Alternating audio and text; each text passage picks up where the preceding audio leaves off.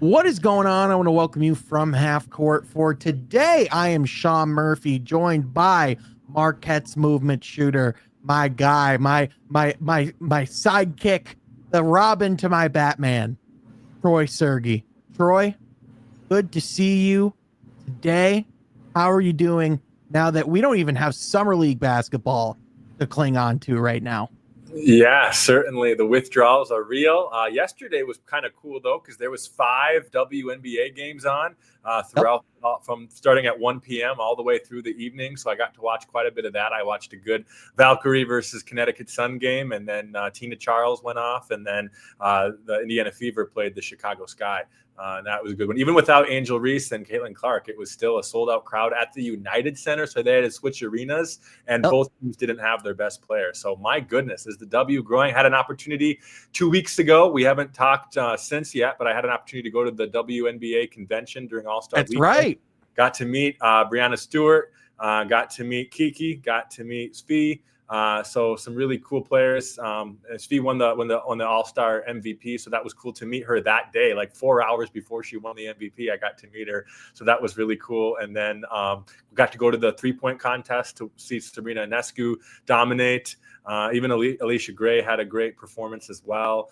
And then got to go to the game itself. So that was Yeah. really fun. So it was just a great weekend, man. It was like just to have that in my backyard, from the convention to the contest for the game. It just was really, really fun to support the W, but also to watch some darn good basketball, because the fundamentals for the women, Sean, passing, Off the shooting, charts. rebounding, off the charts. You're right.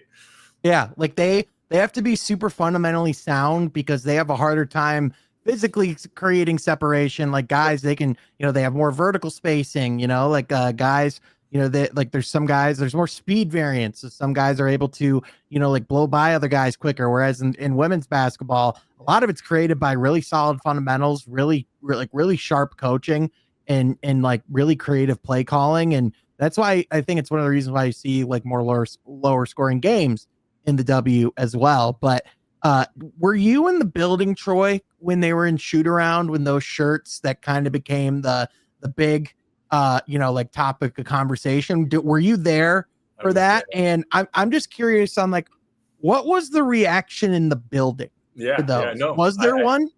Yeah, absolutely. I was there, and there's kind of two reactions to go with it because, in warm-ups, it was just normal warm-ups, and then kind of like people that maybe who had better seats, I was in the nosebleed, probably saw it first, but then they put it on the jumbotron, right, the scoreboard, and that's when everyone went berserk.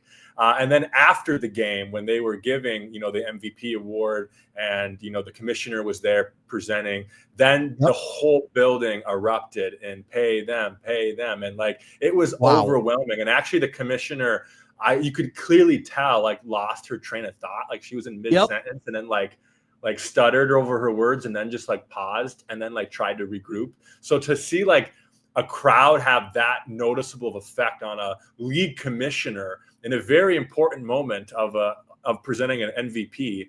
And just you don't see that every day. So that was really cool to, one, be a part of those chants, but two, to see that like it rattled the commissioner's skin. And I don't know all the details, but I think a few hours earlier, before the game, that Sunday afternoon, there was some negotiating between the players union and all of that, and it didn't quite get there, end of the stick. So that kind of played into the shirts as well as the chants. Yeah. So there's a lot there to unravel, man. Yeah, I could speak on that a little bit more briefly. Essentially, the collective bargaining agreement is coming up, like to be renewed between the WNBA and the Players Association. And they find themselves in a situation where lockout seems very likely, which is unfortunate. But the reason why is because obviously there is not only is there a significant gap in revenue that's come in the league, even just over the last few years to now, but there's also just a massive gap in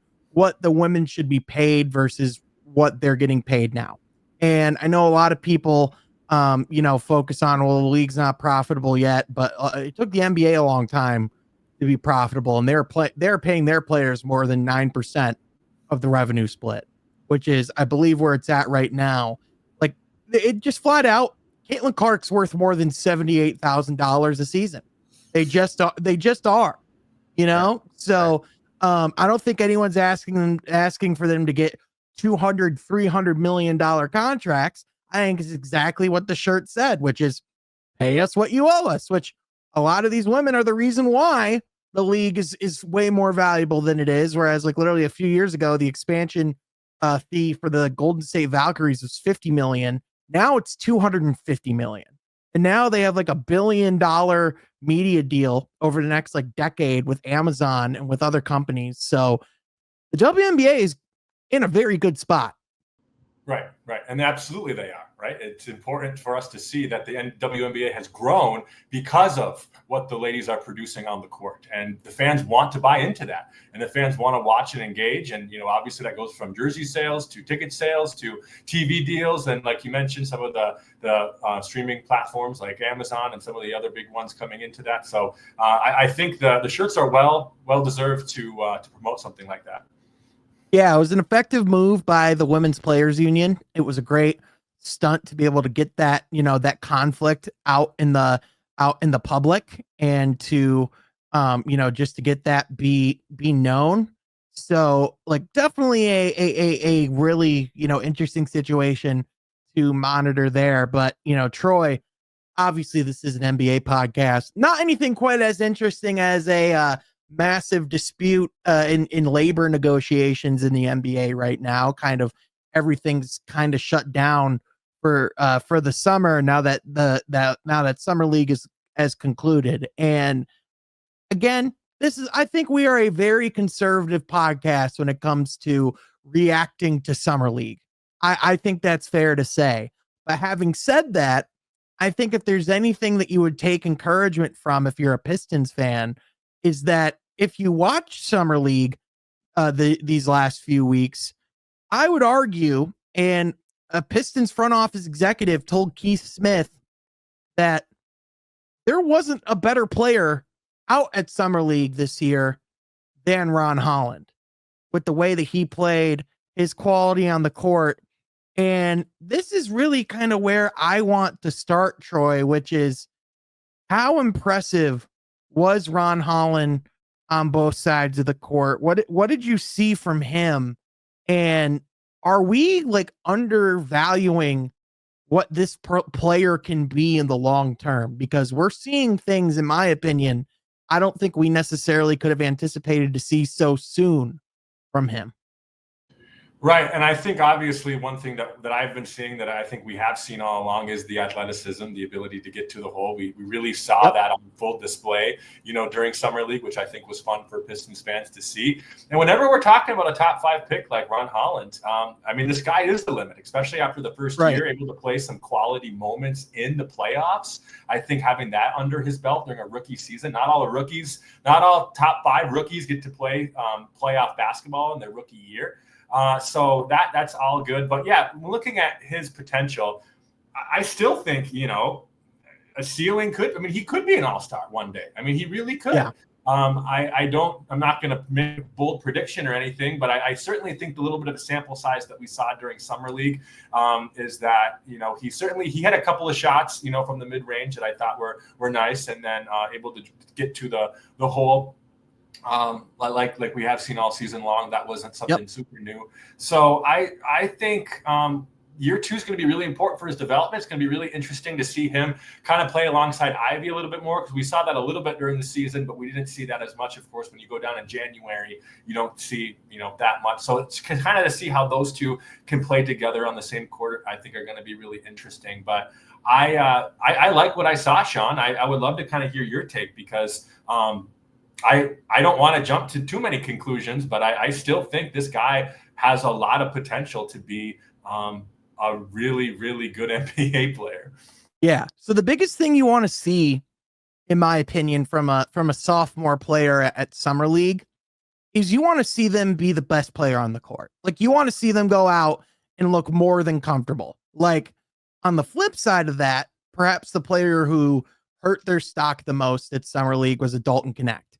Like, reports are now teams wouldn't even trade a first round pick for him, which is crazy, because at the deadline he was a part of a, like the Lakers reportedly rescinded their offer because they feel like they gave up too much for Mark Williams. in Adult and Connect. And so on the flip side of that, I would argue that no player has improved their stock, not only just this summer league, but I would just say, over the course of the year more than like a Ron Holland. And I think this was the first time that the Ron Holland buzz really generated across not just Pistons Twitter, but NBA Twitter as a whole. The things to me, again, like you said, Troy, like the things that immediately stand out are just, he was the best athlete on the court, no matter who they were playing. On top of that, I was really impressed by his decision making and by the way that he went about the game, because I was expecting him to just go up, quite frankly, and like have the full green light, just chuck up a ton of shots and, like shoot a lot of threes. But he was playing like a very smart game, like what came to him. And then as the game went on and as he did stretch from beyond the floor, his jump shot, I am buying into the improvement. Like you can see the Fred Vincent effect in full force there. So whether or not that translates to the regular season, that's still remaining to be seen. But from what we've seen thus far, there's no reason to believe that he'll be worse from beyond the arc next year. So to me, like I just think if you are, like a Pistons fan, you have nothing but optimism for what he can be going forward. And you can't help but think of, if this team takes another step, or if this team does get farther than we expect, Ron Holland has a very good chance to be an instrumental piece of that, and I do want to talk a little bit later of like which Pistons kind of have like the best chance to have like breakout like seasons. And like, you kind of have to look at him as someone who's a prime candidate just because of his age, because of how good he already is defensively. And I said this to Amari Sankofo, and I had him on the pod a couple weeks ago, and he and I both agreed on it, which was the thing that makes Ron so good is, or so promising, is the things that he's good at are the things that you can't teach, and the things that he needs to work on are the things that you absolutely can.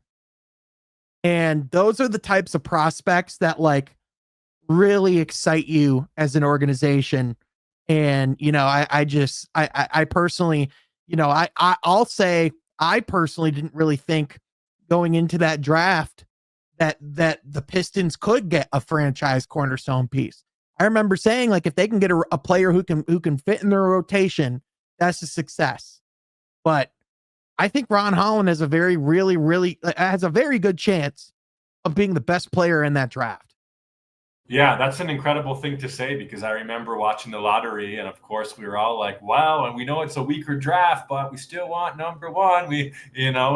Especially after the season that the Pistons had that year of the losing streak, and then to go to 5, it's like, but you're right. I think every draft, Sean, is unique, where there's a guy sometimes in the top 5, sometimes in the top 10, 15, that just comes up like a winner. And unfortunately, Pistons fans over the years have missed out on some of those winners. But at the same time, we've hit on some in the past couple of drafts. And I think at 5 right there, absolutely, he was the best player. And one thing, you mentioned about him that I wanted to elaborate a little bit more on is the high basketball IQ, right? He just makes the right decisions on both sides of the court. And you're a rookie. I mean, even to make better choices, that is something you can learn. And the jump shot, like you're right, that shooting is about repetition and form and practice and skill. And the only way to become a better shooter is to shoot more, but you think about that as something learned. And then you think about the athleticism to making the right plays on both ends of the court, the high basketball IQ. It's very hard to teach IQ. When I was a high school player, that was probably my biggest weakness. I had a really hard time, reading through defensive schemes, right? And then on the defensive end, doing those myself. It's just the game IQ was never a big thing for me and other players, that I saw in the high school level. But when you translate that to the pro level, and you talk about NBA now, that's really becomes more difficult to do, to read other teams' schemes on both ends of the court. And for a guy who's 19 years old to be able to have that such of a high IQ, that just makes the whole other 4 guys on the court be able to have a more effective style on the court as well. Yeah, he's someone that you can trust at that young of an age to make the right play just about every single time up and down the court. Is he going to make mistakes still? For sure. offensively, that's probably where he still has to piece a lot of things together. But defensively, like, you already have a guy who is one of the better defensive players in the league, especially, when he's at his best. And I mean, we saw him breaking up passing lanes, just wreaking havoc on that side of the court in summer league. Like, he was not playing like it was a scrimmage. He was playing like it was another playoff game. And so I was really impressed with him overall. And another thing that came from summer league, Keith Smith, who's one of the best NBA reporters out there. He's really known as like the salary cap guru on Twitter, but he also he does this annual article every year where he talks to pretty much executives from every single team and puts together, like reporting and pieces and everything that he's heard from summer league. And the Pistons were no exception. He asked about extension talks with Jalen Duren and Jaden Ivey, and this was his quote. "Those guys are key guys for us. We're not the cap space Pistons anymore. We're the playoff Pistons now. If you want to keep being the playoff Pistons, we need to be really smart from here on out," Pistons front office executive said. "That means finding the right deal for us and our players. But we love the way both Jalen and Jaden have developed. Look, if we have Jaden last year, we win our first playoff series in forever. We believe that 100%. We're hopeful we can get extensions done with both of these guys to keep them in Detroit for a long time." Now, obviously, you got to throw out the quantifier of actions over words. That's something that you have to keep, that you do have to keep forefront in mind. But I mean, we've even said before, Troy, if Isaiah Stewart is healthy, that can tip the balance of that playoff series against the Knicks a couple of months ago. And I think the Pistons certainly have a reason to believe that if Jaden Ivey was there, that that he would make a massive impact on how that series played out. But it sounds like, Troy, that extensions are very much in line for Jalen Duren and Jaden Ivey if they're willing to negotiate and to make a good good overall deal for both sides. And I think that's the tricky thing, is how do you strike that while, like they said, staying smart, staying fiscally responsible, and overall just staying competitive. Yeah, no, it's a hard, thing to balance all and to really think like a GM here. But I think when you talk about those two guys, I mean, heck yeah, talk extension talk. I mean, these are guys that really have high impact on the Pistons' success. And I think when those two are on the court together, this Pistons team is just a better team. So I think when I think of Jalen Duren and Jaden Ivey, these are cornerstone pieces. These are guys that we have made this team good through the draft, right? We drafted both of them in 2022 together. So I love the talk conversation and that you just quoted there, because I think when you look at the Pistons' success from October to January, Jaden Ivey scoring the basketball had a lot to do with it. Jalen Duren had a little bit rougher of a start. He really got his stuff together towards the middle part of the year and into the regular season, and then had some really has had his fingerprints really much impactful on the offensive end and the defensive end against the Knicks playoff series. So when you talk about the Pistons competing now for playoffs, yeah, you need Jaden Ivey and Jalen Duren on your roster. Jalen Duren just makes you a better basketball team. You want that guy on your team, Sean. And I really, really like, that statement being put out, because obviously I'm high on both of them, but they just kind of embody what it means to be a Detroit Piston to me more than anything else.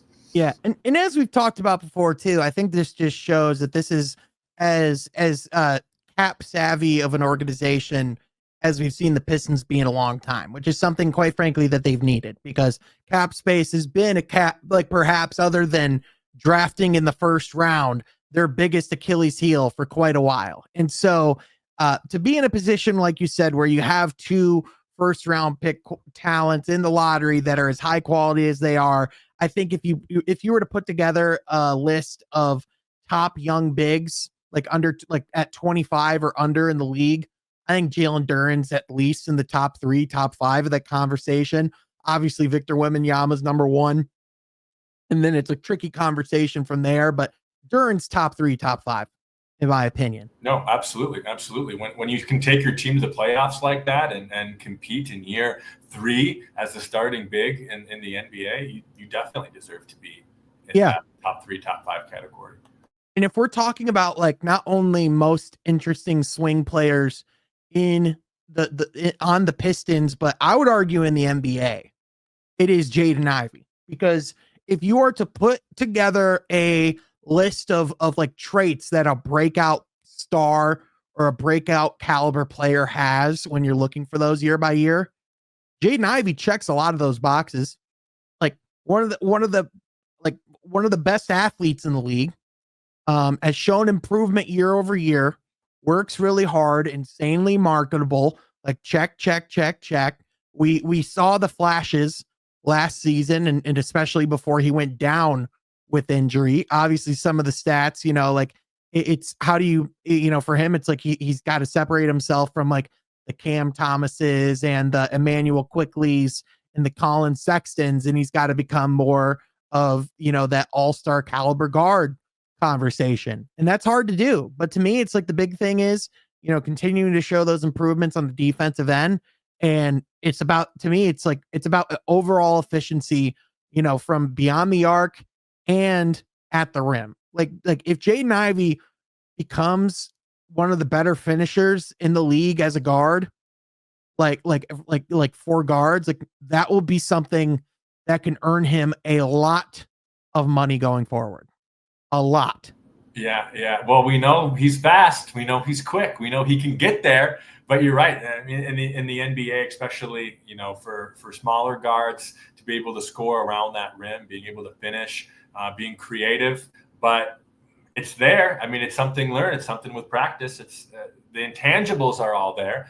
But you're right, Sean.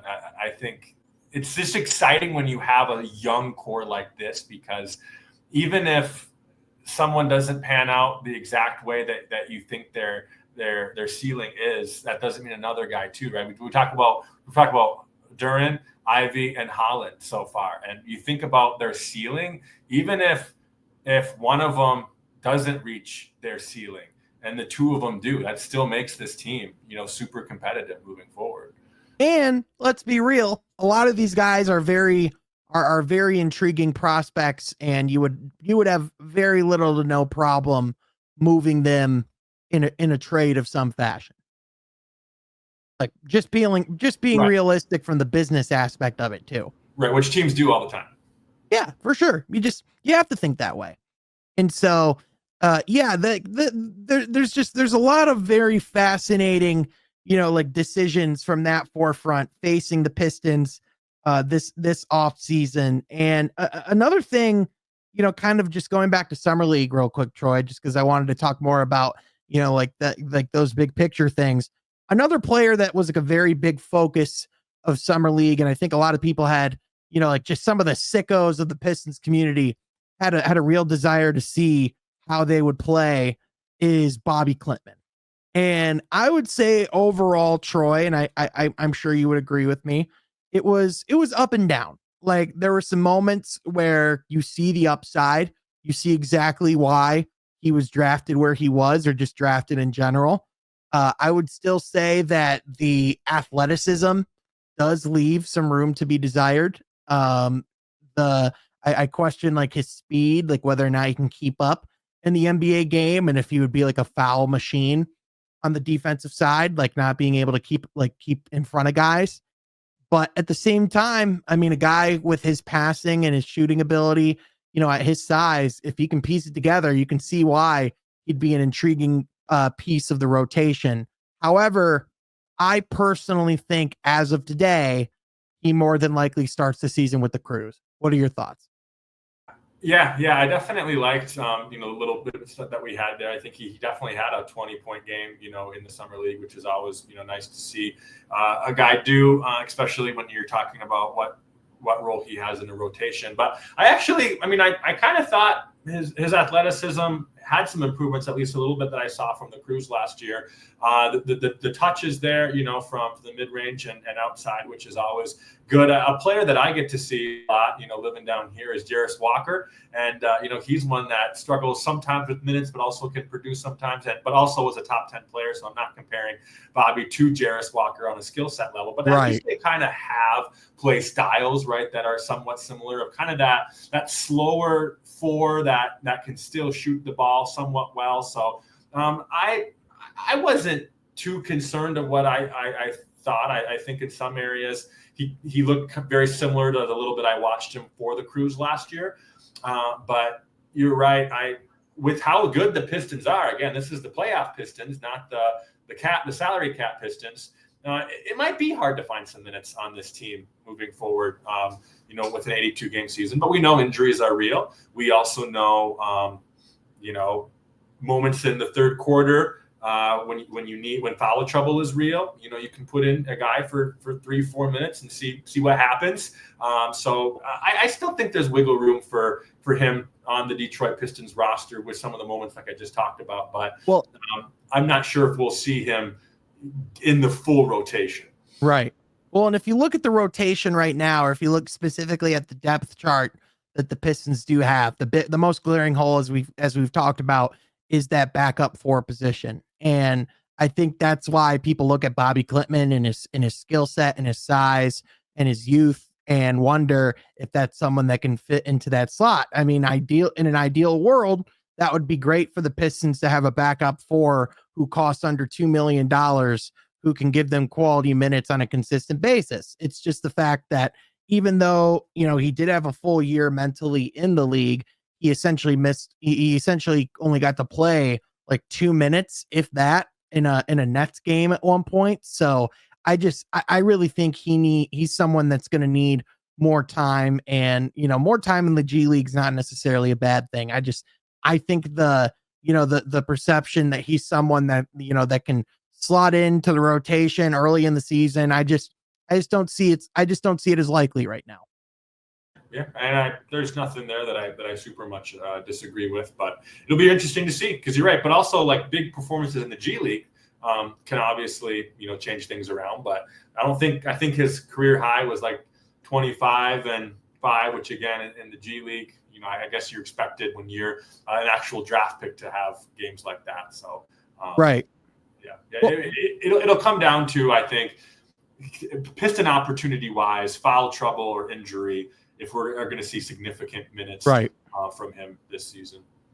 Yeah, for sure. And people have been like, well, will we see Isaiah Stewart play more at the 4? And I'm like, well, that, in my opinion, that just completely misses the whole point of what made this last year so great for Isaiah Stewart, which is the fact that he got to go back to playing the 5, and he got to go back to being in the interior. And it's like, if you're going to put Isaiah Stewart on the court, let Isaiah Stewart be Isaiah Stewart. That's why, like, Devin Booker being a point guard or Jalen Green being the point guard for Phoenix makes no sense to me. Like, it's like, put those guys in a position to succeed. You wouldn't put Eli Manning on your football roster to be your running back. Right, Sean. And I think with Isaiah Stewart, when you watch him play, dude, he just looks comfortable at the 5, right? Like, he just looks at his best. It's his home. He said it himself. That's where he has fun. Right. So yeah, I think that's kind of a no-brainer when you actually watch this team play. I mean, I will say, a couple of things. I think Ron Holland in a smaller lineup can probably play some 4 for you if need be, with his length and his, just his wingspan. He's crafty around the rim. Ron Holland's crafty around the rim. Yeah, he's a really good finisher around the rim. And also, if you look at the images of Asar Thompson this summer and just how much he's bulked up and just seeing how much he's been in the gym, I think he's definitely someone that's like, he could guard 1 through 5 conceivably if you need him to. That's the scary thing. Like, reliably, you'd want him guarding 1 through 4, really 1 through 3, but he's someone who could literally guard all 5 positions at any given point if you need him to. And he's such a coachable player. And that kind of goes to what you're saying of, like, you tell Asar Thompson to go guard the other team's 4 or 5. He's not only going to do it, he's going to be excited about doing it. You tell him to guard the best team's 1, which they're if you say like, okay, like a Luka or like a Trae Young, where like clearly, your best ball dominant scorer is going to be that on that one position, he's going to be excited about doing that. Yep. Yeah. And he's going to quickly thrive in it. And so I wouldn't be surprised if we see him have like a first team all defensive season.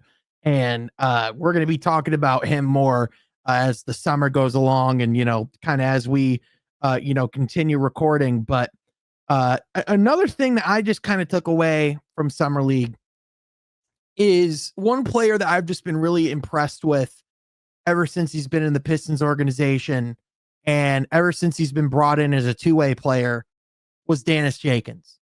And I thought he was one of the best players at Summer League as well across all teams. And he played really well for the Pistons in particular when he was in as the lead guard, running the offense and facilitating things.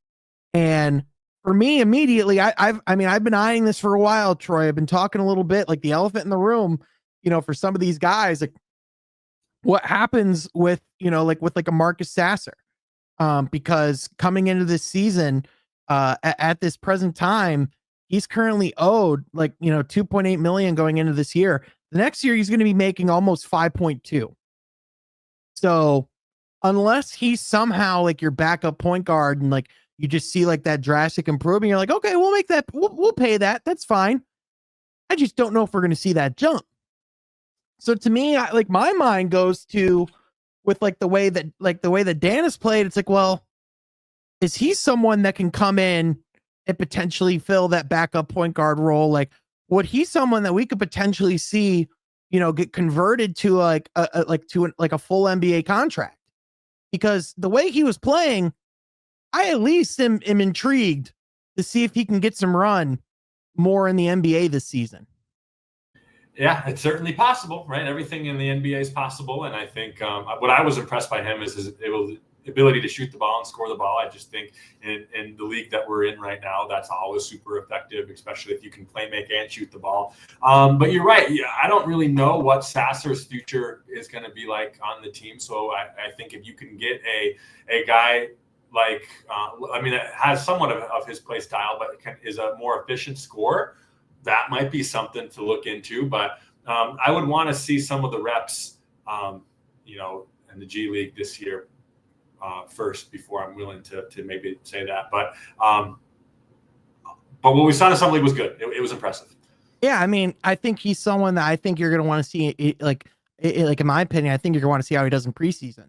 And I think you're going to. I think if anything, I think there's more of a competition there than people might give it credit for. And if you look at Jenkins and how he played in for the Crews last year, he was a 21 point a game, 7 assist a game guy.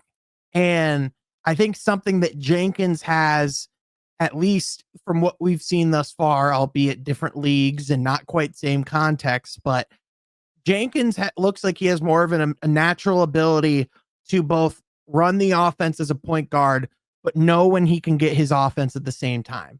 Whereas with a with a Marcus Sasser, he's someone that is not historically been a point guard. That is not his role. He's an off ball guard. And any time we've seen him kind of as that, that starting point guard and running the offense, that's not really when he's at his best either.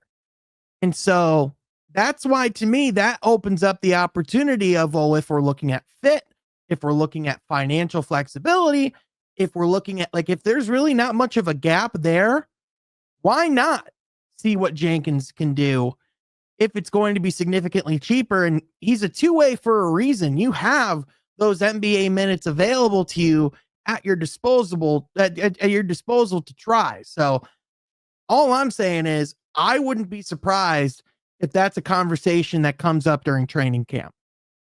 Yeah. We'll have to watch and see. I guess I totally forgot about preseason being an opportunity to see guys like him perform, especially your two-way guys. I think the two-way guys, just not even for the NBA, but NFL does that as well. So that's something that we can certainly keep our eye on, Sean. But Yeah, I guess you brought up some good points that I hadn't really thought a lot about with that flexibility. But for me, I to be honest, I'm just a scoring kind of guy. So when you look at a guy like Jenkins, his ability to score, which we saw during summer league, I thought was really impressive. So yeah, I mean, if he's a cheaper and more efficient Sasser, yeah, I guess you pull the trigger on that. But it'll be really interesting to see how that would go through an 82 game season. Right. Because you're right, you do have those guys as two ways if needed to bring up, not for every game, but when there is, when you think you can play them, right? When you pull up players, when you think you can play them in the rotation. Yeah. Again, I'm not saying that he's better than Sasser right now. I'm just saying I think there's a very legitimate chance that we see a competition, and he's someone that has very much impressed both in his time with the Crews and within the organization, but as well as, in his time in summer league, he's maximized his opportunities, and we could see the fruit of that here soon. So interesting thing to monitor there when you're talking about the second unit and all those things. But Troy, you brought up a name a minute ago that I want to round back to, Sir Luka Doncic. It's been talked about. There has perhaps been no player whose physical condition and image and overall well-being has been thought of or speculated upon more than a Luka Doncic. And there are photos from his Men's Health magazine interview and shoot that are circulating that just showcase how good of shape Luka Doncic is. And he is in the best shape of his life. Like there is no disputing it if you look at the before and after. So Troy, real quick, I do want to show just a before and after of Luka Doncic. This was Luka near the time of the trade compared to Luka now in this Men's Health magazine. It looks like a completely different person. I mean, you just talk about like the clear dedication that Luka has had to his overall conditioning and his ability to, get ready for next season. I mean, Luka just looks primed to have the best season of his career. And I still don't think the Lakers have a championship roster put around him today. But if I'm a team in the Western Conference, I am not excited about the prospect of seeing a in shape, fully healthy, determined, pissed Luka Doncic. Yeah, I think that top comment in the picture really did well, Sean, really did justice of the situation. It said, Nico really fat shamed Luka into having an MVP season. And I think that's something that is going to be really interesting to watch. You're right. There are some question marks for the Lakers or roster as constructed as we speak going into the regular season to compete for a playoff and, probably not, but a championship run. But at the same time, Luka Doncic makes a team better as is. A healthy Luka Doncic makes a team take that extra step, I think. And, I don't know if he wasn't in the best shape of his career and still brought that Mavericks team to the finals. I mean, anything is possible in this league, Sean. Yeah. As we have seen the past couple of seasons. So you can't count out the Lakers just because you're not impressed with some of the holes that they've had.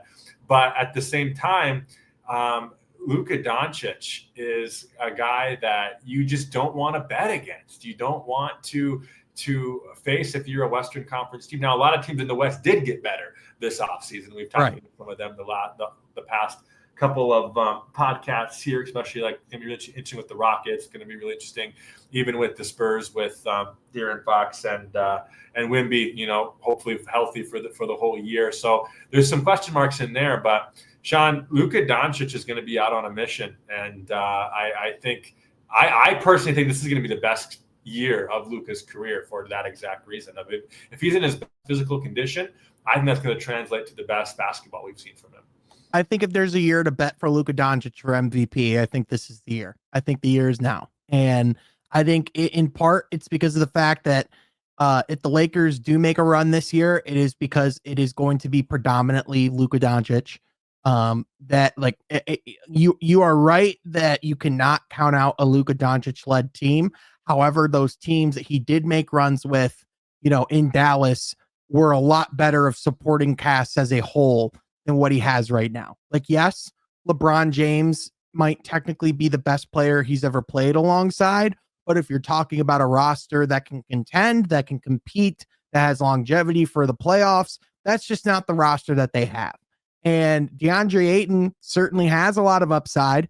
And if he's motivated, we've seen him play at a high level. I imagine those two, are going to be very fascinating to watch as far as their pick and roll partnership. And there is some real upside there. Like, those are two really talented players. But you have to look at the rest of the roster, and you have to look at the fact that they let Dorian Finney-Smith walk. And so now, you have Austin Reeves. So your starting lineup's probably Luka, LeBron, Reeves, Hachimura, Ayton. And then from there, like, you have Vanderbilt you can bring off the bench. You have Gabe Vincent. I just, if you look at the other teams in the West, like the Thunder are very much still there, to be taken down. You have the Rockets, who obviously made the moves that they did. You have the Spurs, who are going to be up and coming. Like, this is as competitive as a Western Conference as we've seen. And, especially as we've already, it's like the Lakers have pretty much made it known that they're trying to push for cap space in 2027 and for, like a year or two from now to, go out and like make a splash in free agency of some form. So I don't think their worry is about contending or competing right now.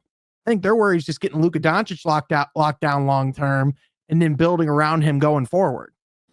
Which is the time to do it when he's looking like that, because I don't think the first picture that you showed of Luka, I don't think we're seeing that Luka ever again. I think the Luka that we see here and now is going to be the guy moving forward.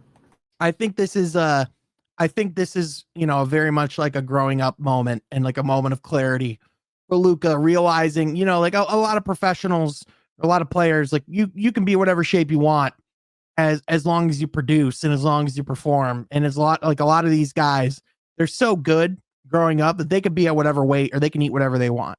Whereas now, I think Luka just recognizes, especially when you have that public of a really, the shaming word is really kind of the word for it, because they essentially lambasted him publicly, via reporting.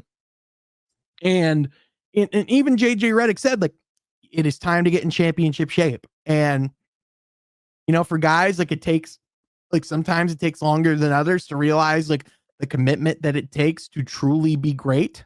And Luka, if there's anything we know about him, it's his dedication to basketball and to wanting to be on the court. And, it's a lot easier to maintain from this level than to get back there from where he was. So now it's just the part of just keeping that. And, he has a team around him of nutritionists, dietitians. And it sounds like, reading that article, like he went all out in terms of, like what he did with, like going into how to train and how to go in the summer. Like he was doing 2-a-days, eating like 250 grams of protein, like gluten-free, low sugar. Like, he is locked in every facet, which, if that's the Luka we're getting, that might be the best player in the world this year. And that's so exciting, because he's just such a dynamic, fun player to watch. You think of just even just the mental aspect of when he went back into American Airlines arena and played against the Mavericks, and what do we see, like that 45-point performance, and that wasn't peak physical fatigue Luka. He was just motivated that game, and he got over 40. And so imagine like a motivated and pure fit Luka. It's exciting to see it. And when you talk about, other guys that in the past 5 years who have had, breakout seasons, like we look at when Giannis made a big run, and, Joker's MVPs, and SGA last year. I mean, when you see a player that you knew was good, when you knew a player that you knew was great become amazing, it's just such a fun season for the whole league. And that's what I think it would be really exciting to see, like a huge breakout season. Not that Luka hasn't proved that by again getting to the finals and becoming a multi-time All-Star, but you know what I mean, where he truly is. It's not even a debate, best player in the league. The last time we saw a transformation to this scale was Nikola Jokic after he was publicly criticized for his weight and conditioning issues, and then he went on to become a 3-time MVP. For sure. Luka, it's not a matter of if he wins MVP, it's when and how many. And it was going to take something like this. So he's already done the hard part. Now he's just going to, now we just get to go out and see it this year. And that's going to be what's exciting. So Definitely. Yeah. Troy, we really don't have that much longer to wait. And whenever things do go down, we're going to be right here to talk about it. I appreciate you being here, and I appreciate you for listening to the pod. Be sure you like the video down below and subscribe to the channel so you don't miss any of the content that we have coming down the pipeline. That's going to do it for today, folks. Thank you for listening, and we'll catch you guys next time from Half Court. Be sure you're subscribed.